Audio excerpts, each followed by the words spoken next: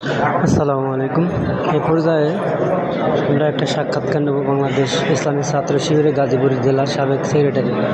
আমরা ভাইকে প্রশ্ন করব যে সারাদিন ব্যাপী গণসংযোগে কীরকম সারা পড়েছে বাংলাদেশ জামায়াত ইসলামের প্রতি এবং দাঁড়িপাল্লার প্রতি। আলহামদুলিল্লাহ, আল্লাহর মেহেরবানিতে আমরা সকাল 10:15 আমরা এখানে বাংলাদেশে এসে উপনীত হয়েছি। 10:30 আমরা রোজারিয়াপাড়া দাখিল মাদ্রাসায় গিয়ে শিক্ষকদের সাথে মত বিনিময় করেছি, সকল ছাত্রদের সাথে মত বিনিময় করেছি। সর্বশেষ Bahadurpur primary school, Nandowan primary school, তারপরে আনোয়ার মডেল স্কুলে আমরা গণসংযোগ করেছি।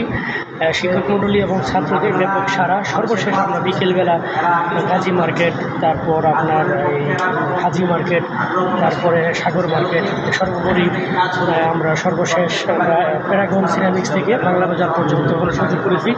তাতে আমরা দেখেছি যে ব্যাপক সারা এবং যাদের কাছে যাচ্ছি এবং দাঁড়িপাল্লা প্রতীক নিয়ে আমরা যখন প্রার্থীকে নিয়ে গেছি তখন অধিকাংশ ভোটাররাই আমাদের বলেছে যে আমরা সকল দল দেখেছি, এবার আমরা ন্যায় এবং ইনসাফের প্রতীক দাঁড়িপাল্লা মার্কায় ভোট দিব। সকল দল দেখা শেষ, এবার আমরা দাঁড়িপাল্লায় ভোট দিব আমরা চিন্তা নিয়েছি। আপনারা আসছেন, আরও আসবেন, ইনশাআল্লাহ আমরা আপনাদের পক্ষে থাকবো এবং আগামীতে দেশ গড়ার ক্ষেত্রে আমরা নিশ্চয়ই আমাদের অধিকার একটা ভোট, আমরা 16 বছর বিগত সময় ভোট দিতে পারিনি, আমরা আমাদের সেই ভোটের আকাঙ্ক্ষার বহিঃপ্রকাশ আমরা দাঁড়িপাল্লা মার্কায় ভোট দিয়ে আমরা ইসলামের পক্ষে শক্তিকে আমরা জয়যুক্ত করব। এই মতামত আমার সমস্ত জনগণ ব্যক্ত করেছে। আমরাও বিশ্বাসী, আমরাও আশাবাদী যে ইনশাআল্লাহ আগামীতে দাঁড়িপাল্লা মার্কা জয়যুক্ত হবে এবং সেই গণজোয়ারি আমরা আজকে দেখতে পেয়েছি। ধন্যবাদ ভাইকে।